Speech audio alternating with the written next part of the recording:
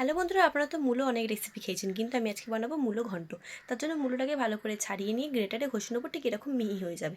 তারপরে কড়াই তেল দিয়ে আমরা কয়েকটা বড়ি ভেজে নেবো মূলো ঘন্টর জন্য। আর টুকরো টুকরো করে আলুটাকেও আমরা হলুদ আর নুন দিয়ে ভালো করে আমরা লাল লাল করে কিন্তু ভেজে তুলে নেবো। তারপরে আমরা ফোড়নে দিয়ে দেবো তেজপাতা, গোটা জিরে, আর তারপরে দিয়ে দেবো হলুদ গুঁড়ো, লঙ্কার গুঁড়ো, জিরের গুঁড়ো, ধনের গুঁড়ো দিয়ে একটু জল দিয়ে মশলাটাকে কষিয়ে নেবো।